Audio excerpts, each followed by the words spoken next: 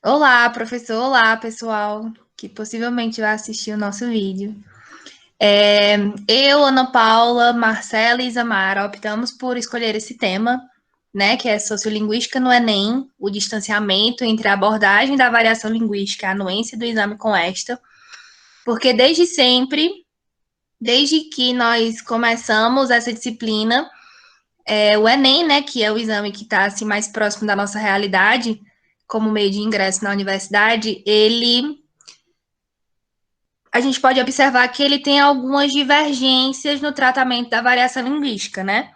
Seja porque ele traz questões de variação, seja porque em determinado momento ele meio que escolhe até que ponto a variação linguística vai ser aceita dentro do exame, né? Para admissão do candidato na universidade.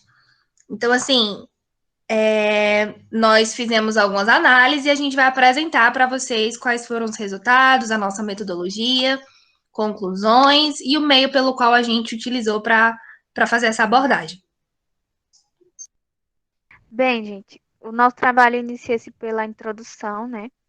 É, ele é um pré-requisito avaliativo do componente curricular da sociolinguística, né? Disciplina ministrada pelo nosso professor Elielson. E a gente partiu do pressuposto de que é de grande relevância para os alunos conhecer a metodologia utilizada, né? Na elaboração do Exame Nacional do Ensino Médio, que é o Enem. E o foco do nosso trabalho, né, é tratar como é feita a abordagem das variedades linguísticas do português brasileiro, concomitante também ao tratamento e desenvolvimento apropriado das habilidades e competências para um bom desempenho do candidato, né, no exame. É, passa, amiga Marcela. O corpus do nosso trabalho, ele é constituído por algumas questões da prova de linguagens dos anos 2013, 2014 e 2016, e também pela análise das regras impostas e expostas nos materiais de referência do Enem, né? Que serve como um guia para o estudante que vai realizar a prova. O nosso trabalho também ele é dividido em dois momentos, né? O primeiro momento é intitulado Variação Linguística, né? Ele visa esclarecer como o exame trata essa questão, né, da variação, tendo como suporte algumas das questões, né, que tratam dessa variação dentro das provas de linguagens e códigos, né? Como eu já havia dito para vocês, a gente utilizou é, as provas dos anos 2013, 2014 e 2016. Já em um segundo momento, que é intitulado a redação do Enem, ele volta-se para uma abordagem das diretrizes, né, das redações do exame e também as suas características peculiares no tocante, né, à forma, à norma culta. E esses dois momentos, né, que constituem o corpus do trabalho, eles versam entre teoria e o corpus mesmo, né, que a gente utilizou para fazer a análise. Bem, sobre as nossas justificativas, como eu mencionei no início, a partir do momento que a gente teve contato com os conteúdos, né, durante as aulas de sociolinguística, seja as terminologias norma padrão, norma culta, variedade estigmatizada ou prestigiada, a gente meio que sentiu a necessidade de analisar, né, o Enem, que, como eu disse, é o vestibular que está mais próximo da nossa realidade, né, que é o que, no caso, colocou todos nós no curso superior, a maneira pela qual ele trata essa variação linguística e até que ponto, né, ela é desenvolvida, ela é respeitada, ela é aceita dentro do exame.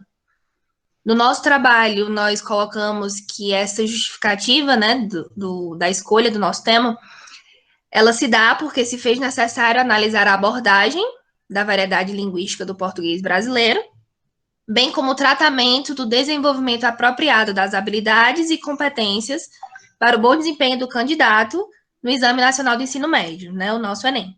Haja vista a uma espécie de divergência no que pode ou que não pode ser considerado, né, dentre as especificidades dele, como aceitável no que diz respeito à variação da língua, né, sempre levando em consideração a multiplicidade de pessoas envolvidas, né, a quantidade de candidatos, visto que é um exame de nível nacional, bem como suas classes, raças, etnias e principalmente, né, o que está aí como cerne do nosso trabalho, que é a heterogeneidade linguística, né, visto que o Enem ele é aclamado como um exame para todos, né, mais à frente vocês terão acesso a esse tipo de resultado que a gente teve, né, de que, assim, por mais que ele seja aclamado como inclusivo, em algum momento ele falha nesse propósito, né, que é o que a gente vai apresentar a seguir. A gente tem como objetivos, né, do nosso trabalho, um objetivo mais geral, analisar até que ponto o Exame Nacional do Ensino Médio, né, que é o Enem, ele trata do seu princípio, né, de interagir conteúdos híbridos e competências, assim como a Vitória mencionou antes, né, e haja vista, né, que sejam todos envolvidos como práticas sociais da língua. Já os nossos objetivos específicos são analisar a abordagem sobre variação linguística no exame, né, de acordo com as questões que escolhemos e a redação, e refletir acerca do qual uma abordagem se faz importante para que o exame atenda às necessidades dos candidatos de maneira igualitária. Bom, gente, a nossa metodologia ela partiu de um cunho bibliográfico. Nós utilizamos como base o livro do Wagner, textos que até o próprio professor disponibilizou na disciplina. E também nós utilizamos a cartilha do participante do Enem, né? E as meninas, elas analisaram questões das provas antigas do Enem, acho que, se não me engano, 2013, 2014, e a cartilha do participante, né, que foram aportes teóricos que nós utilizamos. Até porque, por conta da pandemia, não poderia ser diferente, né? Foi tudo meio que online, né? Coisas online. Então, a gente vai continuar aí falando agora com um dos pontos principais do nosso trabalho, que foi falar sobre a questão da variação linguística. Então, nessa parte, a gente falou um pouco sobre o que seria, né, de uma forma bem rápida, bem sucinta, sobre o que seria a variação linguística, tendo em vista que, no nosso caso, né, a gente já estudou aí bastante sobre isso durante a disciplina. Mas aí a gente viu, né, e a gente inicia falando que a comunicação e a interação humana, elas ocorrem por meio da utilização da ferramenta abstrata, que é o que a gente conhece como língua. E aí, como a gente já viu aí várias vezes, tem muitos linguistas, né, estudiosos, como o próprio Saussure, como o Labov, que eles definiram a língua como parte social da linguagem. Então, para eles, a língua, ela está em constante alteração, né? E cada indivíduo, ele entende a língua, adquire ela de uma forma diferente, assim como as condições e os momentos históricos também são variáveis. E aí é que entra a questão da língua como algo heterogêneo, que a gente vai falar um pouquinho ainda sobre isso aí durante os próximos minutos. E aí, o que seria, né, essa questão da língua como algo heterogêneo? Nada mais é do que a língua apresentar diferenças, né, em vários aspectos, e que ela sim está sujeita a sofrer várias variações.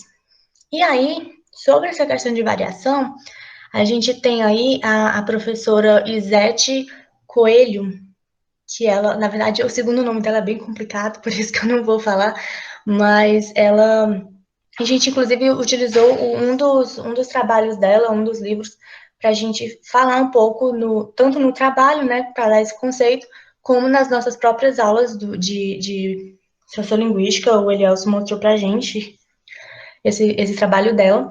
E ela traz o conceito de variação linguística como o processo pelo qual duas formas podem ocorrer no mesmo contexto, com o mesmo valor referencial ou representacional, isto é, com o mesmo significado. E aí, nisso, né, ela nos mostra que, independente aí da variação, o bom funcionamento da língua, ele existe, ele é real. E essas variações, elas são repletas de significado social. Voltamos aí para aquela questão que eu já citei anteriormente aí, né, sobre a questão social estar ligada com a língua em si. E aí, no decorrer do nosso trabalho, eu passo a mostrar um pouquinho aqui sobre algumas questões que estão presentes, né, na prova de linguagens, códigos e suas tecnologias dos últimos anos do Enem. No caso, essa daqui, ela é do ano de 2013, que ela traz a questão da variante social, né? Essa outra aqui, ela é a questão de 2014, que ela tem a variante regional. E esta última aqui, que ela é de 2017, e ela mostra a variante, 2017 não, desculpa, 2016, e ela traz a variação histórica. Então, assim, com isso, né, isso são só algumas questões, algumas que nós selecionamos para poder trazer aqui para o nosso trabalho, mas no exame em si, a gente pode perceber que a prova, ela traz sim, né, esse assunto, a variação linguística, de uma forma bem constante, inclusive. Só que, o que acontece? Ainda agora as meninas falaram que a gente analisa, um dos objetos que nós utilizamos, né, para fazer o nosso trabalho, foi a cartilha do Enem. Então, tem lá as referências, né, como é que se dá a questão da avaliação, os documentos que dizem o que exige e tal. E aí, em um desses documentos, né, tem lá como referência, né, diz que o Enem tem como referência avaliar a noção crítica do uso social feito pela linguagem.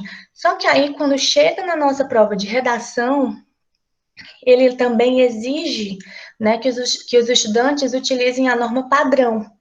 E aí acaba meio que se confunde, né, que se compara com as mesmas coisas, o mesmo padrão que os estudantes que já é ensinado, né, nas escolas de uma forma mais, como é que eu posso dizer? Meio que legitima, né, a questão dessa norma, como uma coisa estática, uma coisa que não tem dúvidas, como se fosse correto, digamos assim. Então, meio que uma coisa anula a outra, né, meio que se contradiz. E aí agora a Vitória vai falar um pouquinho aí sobre a redação do Enem, vai dar um pouco de continuidade aí com o que eu acabei de falar.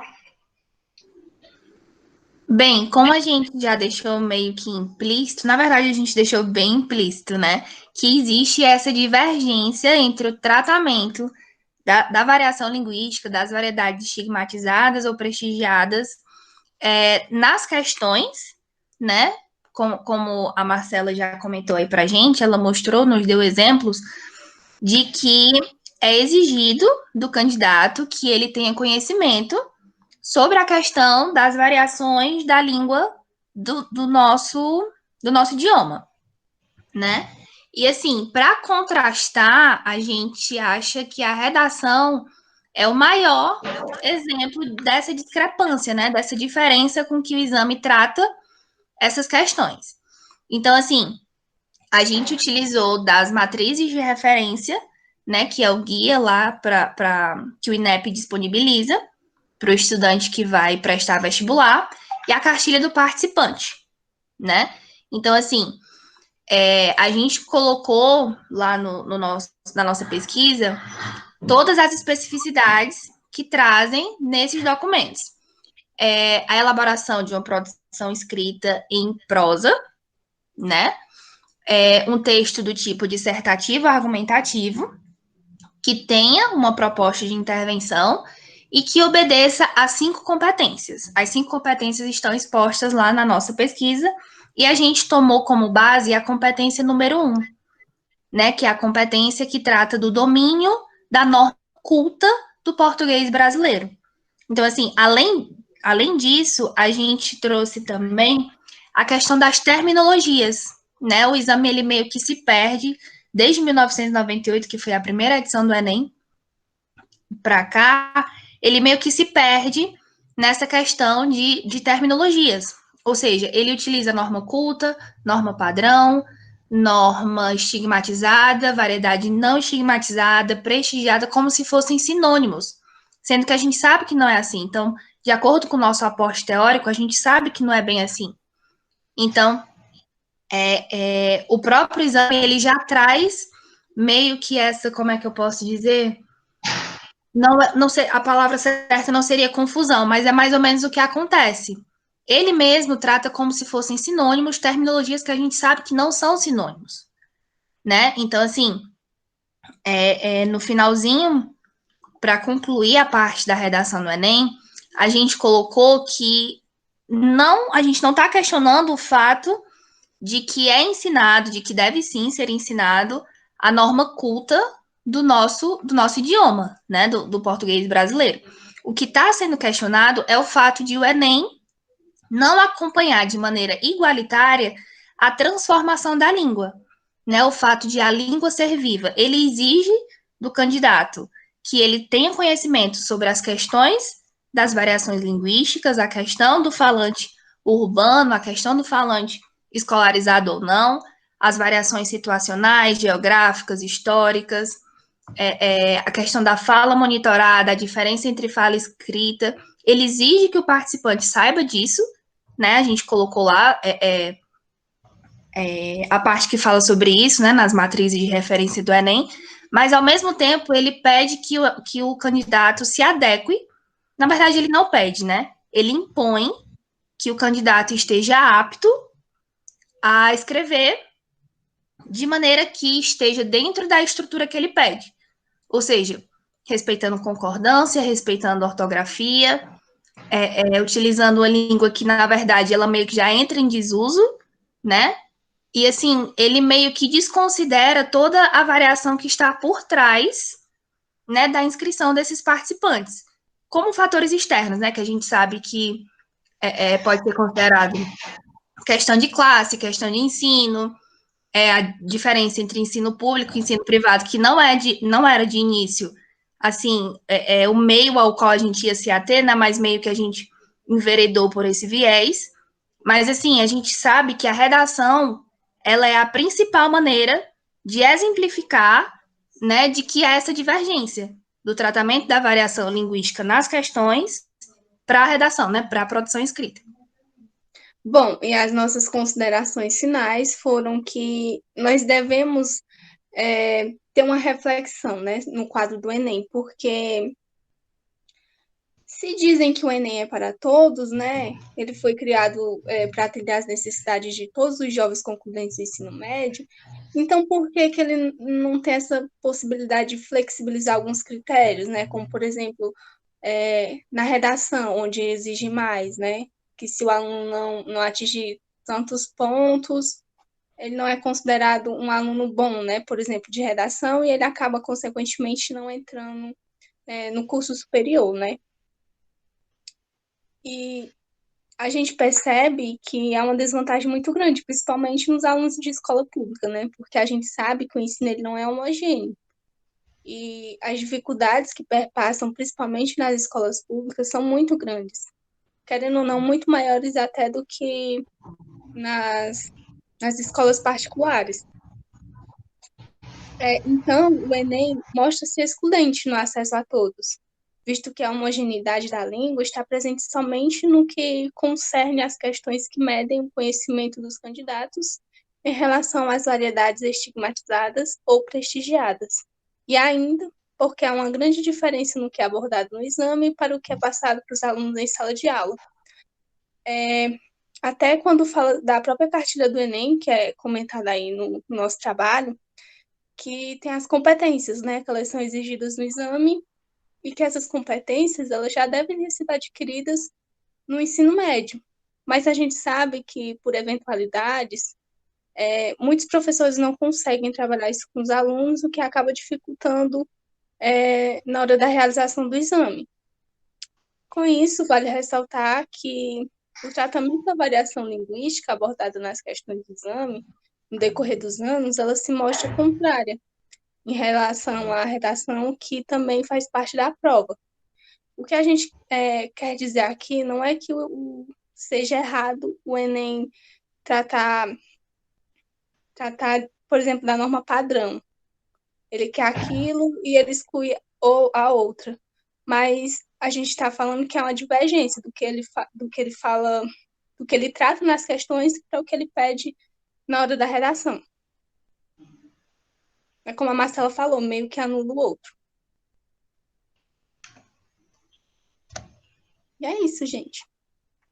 E o exame, ele trata sobre variação linguística e variação situacional, como elementos que compõem a nossa língua, seja uma variante regional ou diastráticas, o que nos leva a questionar até que ponto o exame aceita esses tipos de variações linguísticas, né? Né, gente? Sim, fica aí o questionamento. Fica aí o questionamento. E assim, gente, só para a gente terminar, não sei se as meninas iam dizer mais alguma coisa, mas assim, como a Isamara bem falou, que fique bem claro que a gente não está questionando o fato dessa cobrança, né? Mas assim, por que não acompanhar, como a Isamara bem disse, por que não flexibilizar? Ou então, por que não mostrar de maneira clara o motivo pelo qual o aluno vai estar sendo julgado por fazer daquela maneira? Porque assim, como a gente trouxe no nosso trabalho, eu não sei se eu comentei sobre isso, agora eu não lembro, mas como a gente trouxe no nosso trabalho, dentro das competências existem níveis de desempenho. Por exemplo, a gente pegou a competência número 1 para trabalhar, né? Que é a que trata da gramática, né? Do domínio da língua culta, da norma culta. Dentro dessa competência número 1, assim como com as outras, tem os níveis de desempenho, né? Que vão de 0 a 200. Ou seja, 0, o aluno não está apto a escrever sobre determinado assunto. Ele tem um conhecimento 0 de gramática, de ortografia, de acentuação, de concordância, de separação silábica. E 200 é um aluno que domina aquele assunto. Mas será que existe, de fato, um aluno que domine? Né? A gente já sabe que não, que essa é uma afirmação completamente equivocada, de que exista alguém que domine, sob todos os aspectos, a gramática normativa. Né? Então, assim, por que a gente tem esses níveis de desempenho? É isso que a gente está querendo questionar. Até porque, né, o Enem, ele serve como ponte, né, entre o ensino médio e o ensino superior, né? Então, no caso, não é que ele deva tirar aquilo que ele exige, né, mas ele deveria, pelo menos, flexibilizar essas regras, né, essas competências e essas abordagens, para que sejam condizentes com a diversidade e os tipos de variação linguística que a gente tem no país, né? Para que ele, de fato, possa ser para todos, né? Não é uma frase que foi meio que uma frase criada, né? O Enem é para todos. Então, e assim, além disso, fica aí o questionamento. E assim, além disso, é que ele acompanha essas transformações, né? Na redação, no caso da redação, porque já que ele traz, como, inclusive, grande parte das questões, né? Chegam a ser 5 questões por prova que tratam da variação linguística, se eu não me engano,